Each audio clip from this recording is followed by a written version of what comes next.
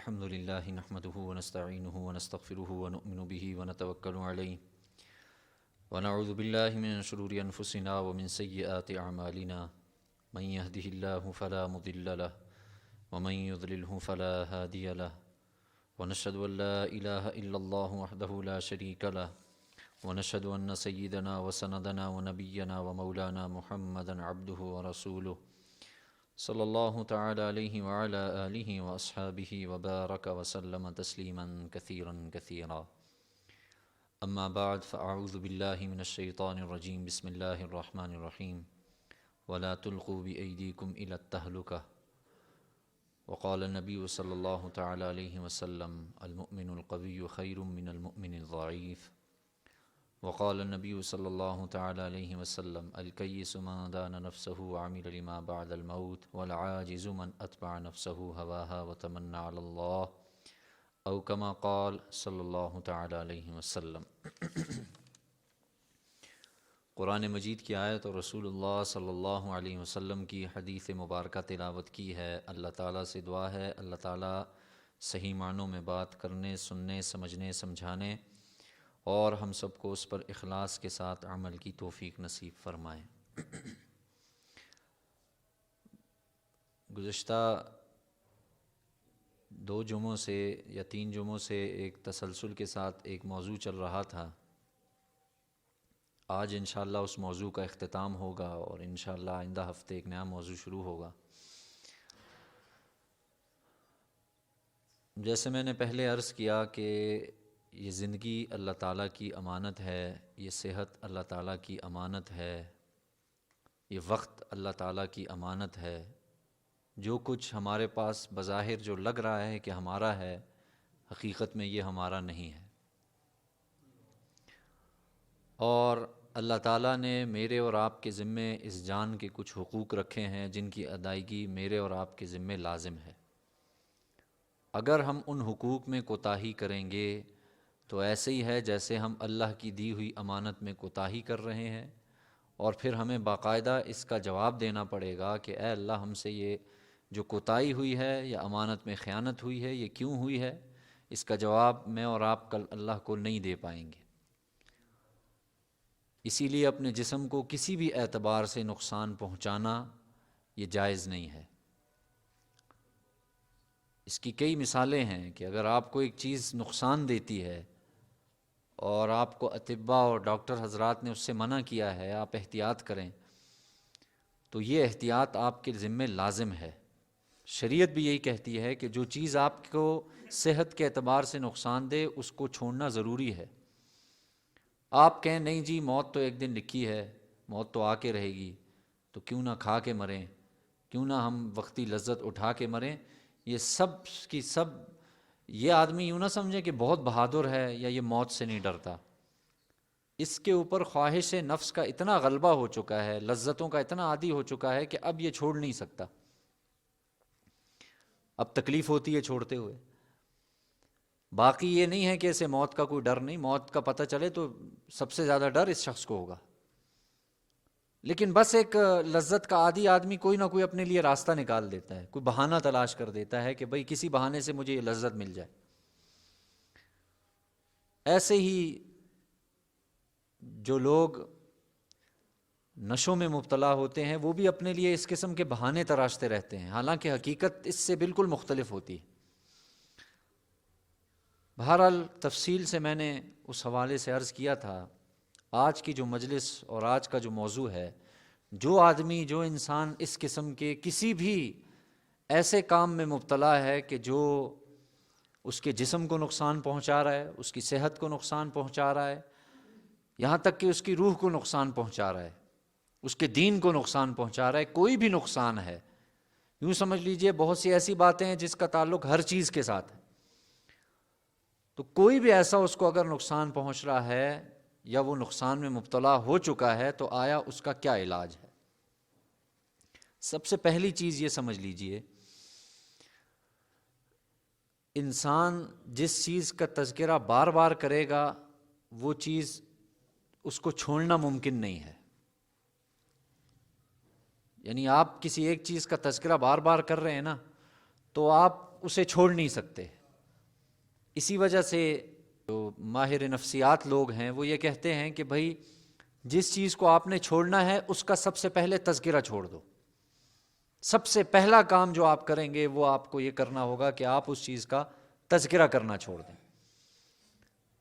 یعنی میں ایسا تھا، بعض دفعہ ایسے بھی ہوا ہے، اور یہ بھی رپورٹ میں ہے کہ بھائی ایک آدمی بالکل باہر نکل آیا تھا کسی بھی بیماری سے، کسی بھی نشے سے، جو کچھ بھی تھا وہ باہر نکل آیا تھا، لیکن وہ اپنی پرانی یادوں سے باہر نہیں آ رہا تھا۔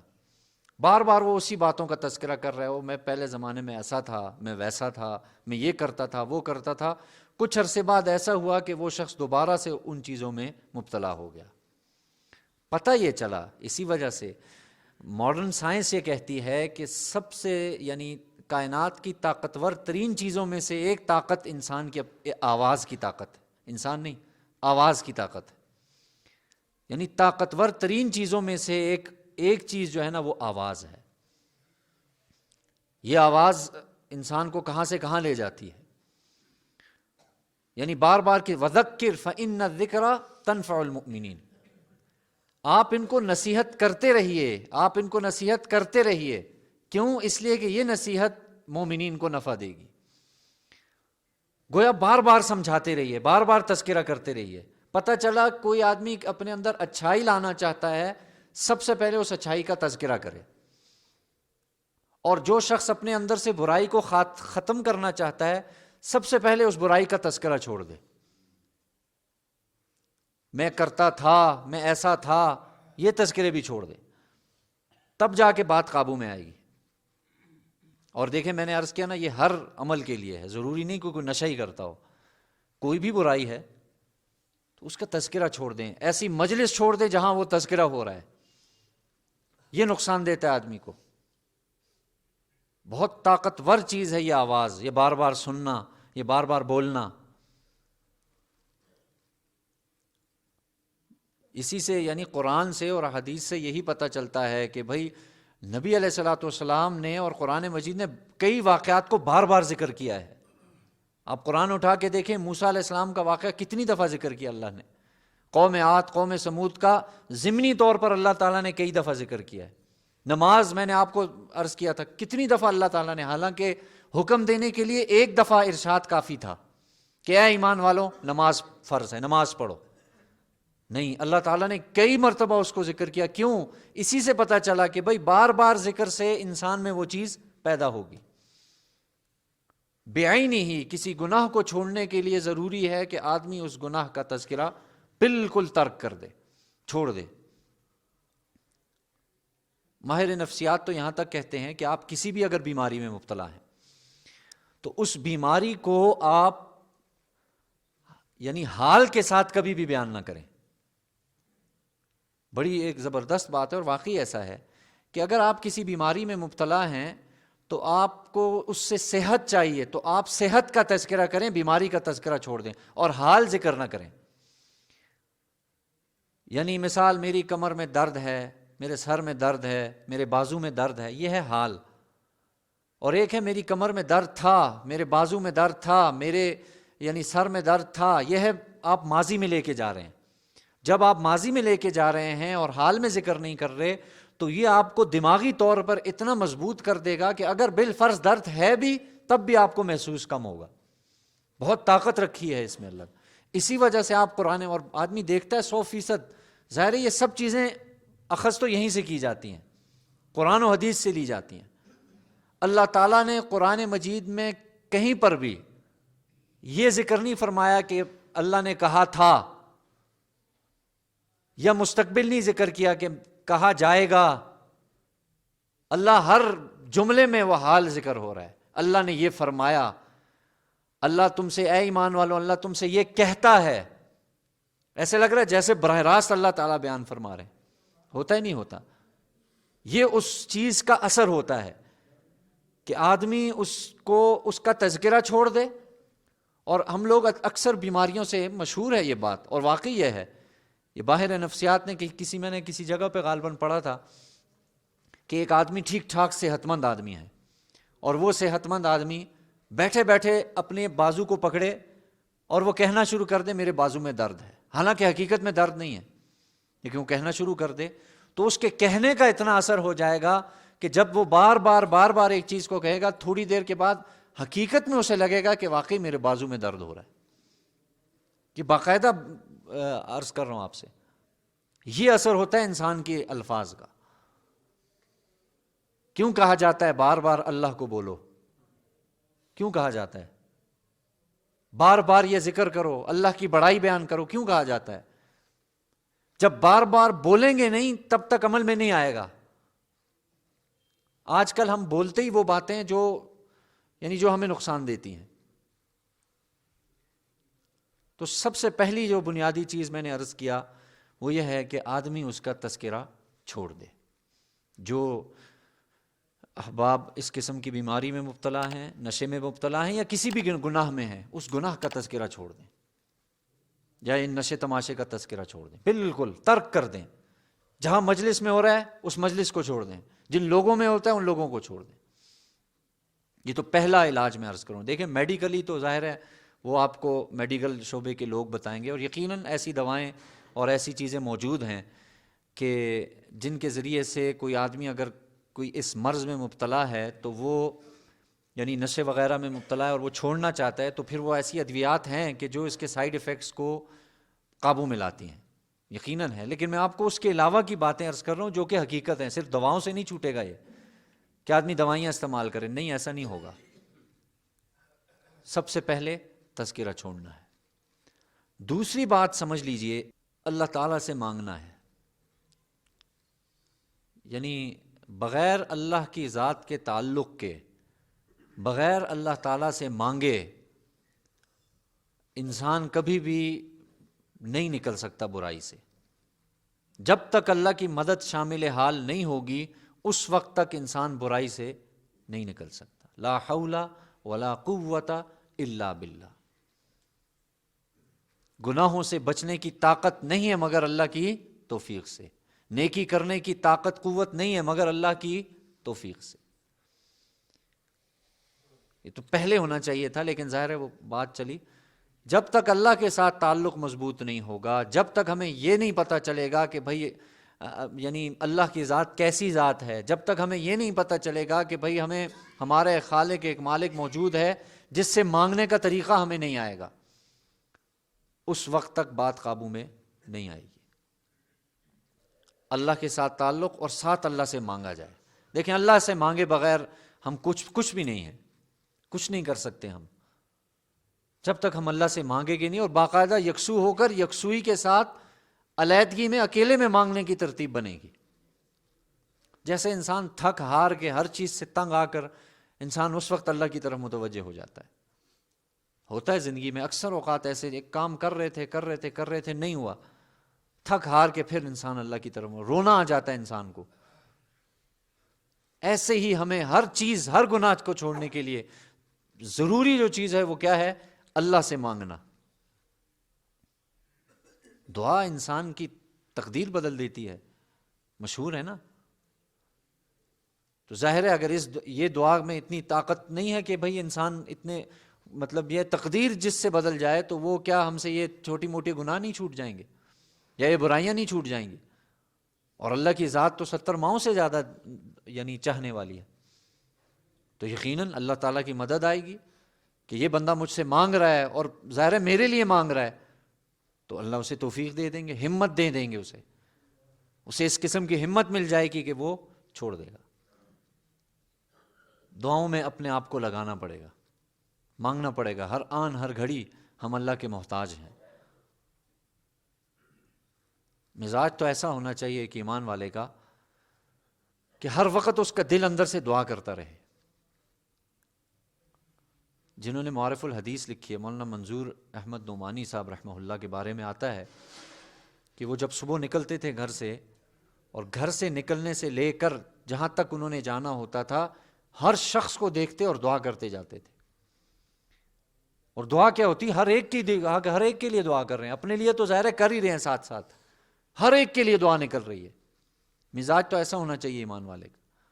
کوئی دفتر جا رہا ہے، اے اللہ رزق حلال کمانے کے لیے جا رہا ہے، ان کی یہ دعائیں ہوتی تھی. اے اللہ یہ تیرا بندہ رزق حلال کمانے جا رہا ہے، اے اللہ اس کے رزق میں برکت عطا فرما. کوئی مانگنے والا جا رہا ہے، اس کے لیے الگ سے دعا چل رہی ہے، اے اللہ یہ ناسمجھ ہے، اے اللہ اس کو سمجھ عطا فرما، اس کی ضروریات کو پورا فرما، اور اے اللہ اسے اپنے سوا کسی کے سامنے ہاتھ پھیلانے والا نہ بنا. خود سوچیں، جو شخص دوسروں کے لیے صبح سے شام ہر وقت یہی دعا کر رہا ہے تو وہ اپنے لیے کتنی دعا مانگتا ہوگا. ایمان والے کا تو یہ حال ہو، جس موقع جس جگہ جائے دل اس کا اندر سے دعائیں، اپنے لیے دعائیں، دوسروں کے لیے دعائیں. تو کوئی بھی آدمی اللہ کی مدد اور اللہ تعالیٰ کی نصرت، اللہ کی توفیق، اللہ کی طاقت کے بغیر کسی بھی گناہ سے، نشہ کیا کسی بھی گناہ سے نہیں بچ سکتا. اللہ سے توفیق مانگی جائے، اے اللہ میں نے نیت ارادہ کیا ہے، مدد کرنے والی تیری ذات ہے. اور ظاہر ہے اب اگلا سوال پیدا ہوتا ہے کہ ایسے تو نہیں ہوگا کہ انسان ایک دن گناہ چھوڑ کے آئے گا اور آ کے جو ہے نا دعا کرے گا تو بس بات ختم ہو جائے گی. ایسے نہیں ہوگا. اس کے لیے ضروری ہے کہ آپ کو اپنی صحبت بدلنی پڑے گی. یہ میں نے عرض کیا، یہ صرف یعنی ایک خاص طبقے کے ساتھ تعلق نہیں ہے، یا جو نشے میں یا اس چیز میں مبتلا ہے، ہر ایک کا یہی حال ہے. ہم میں سے ہر ایک آدمی کسی نہ کسی اعتبار سے کسی نہ کسی نشے میں مبتلا ہے. آپ دیکھ لیجئے، کسی کو پیسے کا نشہ ہے، مال کا نشہ ہے، کسی کو عہدے کا نشہ ہے، کسی کو عبادت کا نشہ ہے. ہر شخص اس اعتبار سے دیکھیں تو ہر شخص مبتلا ہے. ضروری ہے اس کے لیے کہ اپنی صحبت ٹھیک کرے. کئی دفعہ لا دینی خلیلی ہی، انسان اپنے دین، اپنے دوست کے دین پر ہوتا ہے. کئی دفعہ میں نے عرض کیا ہے، اور یہ صحبت کا بہت بڑا اثر ہوتا ہے.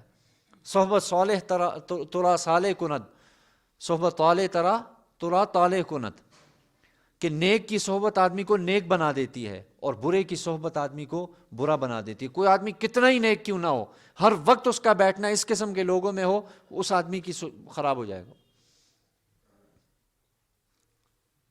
تو ہر کام کے لیے ہمیں ضروری ہے کہ ہم، کیوں کہا جاتا ہے کہ بھائی ماحول بدلیں اس کا. بعض دفعہ ڈاکٹر حضرات پیشنٹ کو کہتے ہیں آپ یہاں سے کچھ عرصے کے لیے وہاں جائیں، چینج کریں اپنے ماحول کو. جسمانی اتنا اثر ہے تو روحانی اتنا اثر نہیں ہوگا ماحول کا. ہمیں اندازہ نہیں ہے اس بات کا کہ آدمی کی صحبت، جس کو آدمی صبح و شام دیکھتا ہے اپنے ساتھ، کتنے لوگ، کتنے لڑکے صرف اور صرف اپنے دوستوں کی وجہ سے اس میں مبتلا ہوئے ہیں. اچھے گھرانے کے، دیندار گھرانوں کے لڑکے، صرف اس وجہ سے کہ صحبت بری نکلی. دیکھیں وہ مشہور واقعہ ہے، حضرت حنظلہ نکلے اور کہا جی نافقہ حنظلہ، حنظلہ منافق ہو گیا، حنظلہ منافق ہو گیا. صحابی رسول ہیں رضی اللہ عنہ. تو حضرت ابو بکر نے پکڑا انہیں نا اور کہا حنظلہ کیا مسئلہ ہے؟ کہا ابو بکر حنظلہ منافق ہو گیا. کہا کیوں؟ کہا اس لیے کہ نبی کی صحبت میں رہتے ہیں تو کچھ اور معاملہ ہوتا ہے، اور جیسے ہی اپنے گھر والوں میں آتے ہیں تو بالکل دل کی دنیا بدل جاتی ہے. تو حضرت ابو بکر رضی اللہ عنہ نے فرمایا کہ ہاں بالکل میرا بھی یہی کیفیت ہے، یہی حال ہے، آؤ دونوں چلتے ہیں اللہ کے رسول کے پاس. پوچھا اے اللہ کے رسول یہ کیفیت ہوتی ہے، آپ کی صحبت میں ہے کچھ اور اثر ہیں، اور جیسے ہی آپ کی مجلس سے نکلتے ہیں کچھ اور اثر ہیں. آپ نے فرمایا ایسا ہوگا، کوئی پریشانی والی بات نہیں، کوئی مسئلے والی بات نہیں. اگر تمہاری دل کا عالم ویسا ہی رہے جیسا میرے پاس رہتا ہے تو تمہیں فرشتے اس مدینے کی گلیوں میں مصافہ کریں، تمہارے ساتھ ہاتھ ملائیں. لیکن ظاہر ایسا نہیں ہو سکتا. اسی وجہ سے سمجھیں اس بات کو، ہر صحبت کی الگ برکت ہوتی ہے، الگ اس کی ایک اللہ کی طرف سے ایک مدد، نورانیت ہوتی ہے ہر صحبت کی. تو اپنی صحبت کو بدلنا یہ ضروری ہے. اللہ والوں کی صحبت اولاً اختیار کرے آدمی، کوشش کرے اہل اللہ اور اللہ والوں کی صحبت ہو. اپنا ہاتھ کسی کے ہاتھ میں دے دے، مجھے نہیں پتا راستہ، مجھے نہیں پتا، یا مثال کے طور پہ کوئی نابینا شخص ہے اور اسے پتا ہے کہ میں یہاں سے گم ہو جاؤں گا، دینا پڑے گا اسے کسی کے ہاتھ میں. اسے سمجھاتے رہنا آپ یہاں سے یوں جانا، یہاں سے یوں جانا. جا سکے گا؟ وہ نہیں جا سکے گا. آپ کہیں گے یار ہاتھ میرے ہاتھ میں دو، اب آپ کو میں وہاں تک چھوڑ کے آؤں گا، پہنچا کے آئے گا وہ. یہ اللہ والوں کی مثال ہوتی ہے. اللہ والے ایسے جو اللہ کے نیک بندے ہیں، جن کو اللہ تعالیٰ نے اپنا اتنا تعلق نصیب کیا ہوتا ہے، اور اللہ تعالیٰ نے ان کے اندر اتنی صلاحیت رکھی ہوتی ہے کہ وہ مخلوق کے دوسرے بندوں کی اس اعتبار سے خدمت کرتے ہیں کہ ان کا تعلق اللہ کے ساتھ جوڑنے میں یہ لوگ ذریعہ بنتے ہیں۔ بہت ضروری ہے اس دور میں کسی اللہ والے کی صحبت کا ہونا۔ وہ کوئی شخص حکیم الامت کے پاس گیا اور اس نے کہا کہ حضرت غالباً اللہ کے قرب کا کوئی بتائیں جی، طریقہ بتائیں۔ تو حکیم الامت نے کہا کہ بھئی اللہ والوں کی صحبت میں رہ کر اللہ کا ذکر کرو۔ سوال اس کا اسی قسم کا تھا، دل صاف کرنا تھا یا اللہ کا قرب تھا، جو بھی تھا۔ تو اس شخص نے کہا جی کہ بات یہ ہے حضرت، قرآن میں بالکل اللہ کے ذکر کرنے کا تو ہے، حکم ہے کہ تم اللہ کو یاد کرو، بار بار حکم ہے، لیکن کہیں پر یہ نہیں لکھا کہ اللہ والوں کی صحبت میں بیٹھ کے اللہ کا ذکر کرو۔ اس لیے یہ بات کیوں ضروری ہے؟ ذکر کے لیے کسی اللہ والے کا ہونا کیوں ضروری ہے؟ تو حکیم الامت سمجھ گئے کہ اس بندے کا اعتراض کیا ہے، یہ کیا کہنا چاہتا ہے۔ حکیم الامت تھے وہ، انہوں نے فرمایا کہ تلوار دیکھی ہے؟ کہاں دیکھی ہے۔ کہا کہ دیکھو جو تلوار ہے نا، اس میں کاٹنے کی صلاحیت اس وقت پیدا ہوتی ہے جب وہ کسی ہاتھ میں ہو، تب وہ کسی کو کاٹے گی، نہیں تو ہے تلوار اگر پڑی ہے تو وہ تلوار، لیکن وہ کسی کو کاٹے گی نہیں، کاٹ سکتی۔ کیوں؟ اس لیے کہ اس وقت تک وہ کسی کے ہاتھ میں نہیں ہے، کچھ چلانے والا چاہیے۔ حکیم الامت نے فرمایا جب تلوار خود نہیں چل سکتی، اسی طریقے سے انسان اللہ کا ذکر تلوار ہے، لیکن وہ تب کام آئے گا جب کسی اللہ والے کے ہاتھ میں ہاتھ رکھو گے۔ تو جو بھی ایسے افراد مبتلا ہیں ان کی خدمت میں گزارش ہے، یا آپ جس تک یہ پیغام پہنچا سکتے ہیں ضرور پہنچائیں، صحبت بدلیں، بیٹھیں کسی کے سامنے دو زانو ہو کر، بیٹھیں وہ کسی کے سامنے اپنا ہاتھ اس کے ہاتھ میں، مربی بنائیں کسی کو، یہ ضروری چیز ہے۔ تو میں نے عرض کیا صحبت کا بہت اثر ہے اور بہت برکت والی چیز ہے صحبت۔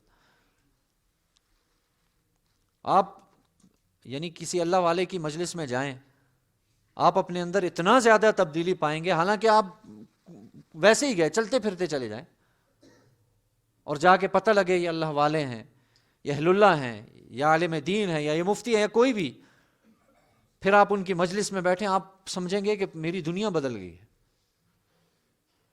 بعض اللہ والوں کا ایسا اثر ہے، واقعتاً یہ تجربے کی بات عرض کر رہا ہوں، کہ آپ ان کی مجلس میں بیٹھے اور آدھا پونا گھنٹہ بیٹھے اور اٹھ کے چلے گئے، ویسے ہی آئے تھے ویسے ہی چلے گئے، اور گناہ کا دائیا دل میں پیدا ہو رہا تھا، لیکن وہ گناہ آپ سے نہیں ہوگا۔ بعض کا ایسا اثر ہوتا ہے۔ تو ظاہر ہے یہ بھی اللہ کے بندے موجود ہیں۔ فی الوقت اگر ایسا آدمی ان تک نہیں ہے تو ان جیسوں کو ڈھونڈے۔ ان جیسوں سے مراد اپنے محلے کی مسجد کے امام صاحب ہیں، اپنے محلے کی مسجد کے خطیب صاحب ہیں، اپنے محلے کی مسجد کے حاجی صاحب ہیں، نیک لوگ ہیں، نوجوان لڑکوں کو دیکھے، یار یہ بھی تو میری عمر کے لوگ ہیں، یہ بھی تو میری طرح کھاتے پیتے ہیں، ماشاءاللہ پہلی صف کے نمازی ہیں، جماعت سے نماز پڑھتے ہیں، قرآن کی تلاوت کرتے ہیں۔ ایسے لوگوں کو تلاش کرے اور انشاءاللہ ہزاروں مل جائیں گے ایسے۔ پھر ان سے پوچھے آپ کیسے زندگی گزارتے ہیں، کیسے رہ رہے ہیں، پھر وہ آپ کو بتائے گا۔ ظاہر ہے وہ بھی کسی کا تربیت یافتہ ہوگا، اسے گھر سے ایسی صحبت ملی ہوگی، گھر سے ایسی ترتیب ملی ہوگی، یا مسجد سے ہی ایسی ترتیب مل سکتی ہے۔ اور جو شخص ان امراض میں مبتلا ہوتا ہے وہ شخص واقعتاً دین کی بات، دین کے کاموں، اور یہ تو گناہ کے بارے میں لکھا ہے، جزاء الاعمال ایک کتاب ہے، اس میں لکھا ہے کہ گناہوں کا ایک بہت بڑا وبال یہ ہوتا ہے کہ آدمی اللہ کی بات سے دور بھاگتا ہے۔ کسی اللہ والے کو دیکھ کے آدمی دور بھاگ جائے گا، اللہ کی بات سننا اسے ایسے لگے گا جیسے میرے سر پہ پہاڑ رکھ دیا ہے۔ یہ تو گناہگار کی بات میں کر رہا ہوں، ظاہر ہے یہ بھی ایک گناہ ہے، اور ہر گناہ کا کوئی نہ کوئی دنیاوی اعتبار سے اس کا ایک اثر ہوتا ہے۔ تو اس لیے جو بہت اہم باتیں تھیں وہ میں نے عرض کی ہیں کہ آدمی سب سے پہلے تو ان باتوں کا تذکرہ چھوڑ دے، جو ماضی میں ہو گیا، بار بار ان کو لانا، بار بار ان کا ذکر کرنا، لوگ اسی وجہ سے اس میں مبتلا ہو جاتے ہیں۔ ذکر چھوڑ دیں، بالکل جو ہو گیا ختم، اب میں اس کا ذکر نہیں کروں گا۔ جتنا آپ اس کا ذکر کریں گے وہ اتنا ہی آدمی کے واپسی ہوگی اس کی. اچھے کاموں کا ذکر کریں اچھائی آئے گی انشاءاللہ، برے کاموں کا ذکر کریں گے تو برائی آئے گی. تو اس لیے سب سے پہلی چیز آدمی گناہوں کا تذکرہ چھوڑ دے. جو کسی بھی مرض میں مبتلا ہے اس مرض کا تذکرہ چھوڑ دے. جو آدمی صحت مند ہونا چاہتا ہے اپنی بیماریوں کا تذکرہ چھوڑ دے، اللہ اسے انشاءاللہ صحت مند کریں گے.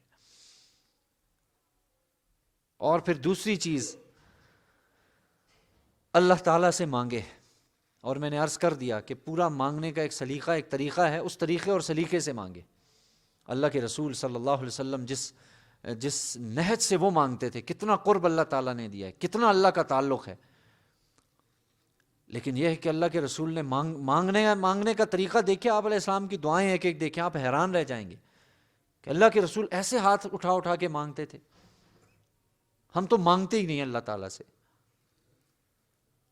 تو اللہ سے مانگنا سیکھیں. جو آدمی ان چیزوں میں مبتلا ہے وہ اللہ سے مانگے. اور ظاہر ہے اللہ سے وہی مانگے گا جس کا تعلق اللہ سے ہوگا، اور اللہ کا تعلق اس سے ہوگا جس کا نیک بندوں سے تعلق ہوگا. تو ایسے افراد تلاش کریں جو آپ کی انشاءاللہ رہنمائی کر سکیں، جو آپ کو سیدھا راستہ دکھا سکیں، جو آپ کا ہاتھ پکڑ سکیں. اور ایسے لوگوں سے خدا را بچیں، اللہ ان سے حفاظت فرمائے جنہوں نے ہمارے قوم کے یعنی ہمارے ملک کے کتنے نوجوان اس نشے کی وجہ سے تباہ کاری میں مبتلا ہو گئے. میں نے آپ کو پچھلے ہفتے عرض کیا تھا. ظاہر ہے کسی کی بد دعا نہیں لگے گی انہیں، اور لگ رہی ہے انہیں، صبح و شام ان کو بد دعائیں لگ رہی ہیں اور لگتی رہیں گی انشاءاللہ جب تک توبہ نہیں کرتے اس گناہ سے. خود تو ڈوبے ہیں، ساتھ پورا معاشرہ ڈبو دیا انہوں نے، ہمارا نوجوان طبقہ ڈبو دیا انہوں نے. چند ٹکوں کی خاطر اپنا ایمان تک بیچ دیا لوگوں نے. چند پیسے آ رہے ہیں، کیا آ رہا ہے؟ شارٹ کٹ ڈھونڈتے ہیں نا لوگ، شارٹ کٹ مل جائے امیر ہونے کے لیے. اللہ تعالیٰ حفاظت فرمائے. تو اللہ تعالیٰ سے دعا ہے اللہ تعالیٰ اس قسم کے امراض سے ہمارے معاشرے کی، ہم سب کی، تمام انسانیت کی، تمام مسلمانوں کی اللہ تعالیٰ حفاظت فرمائے.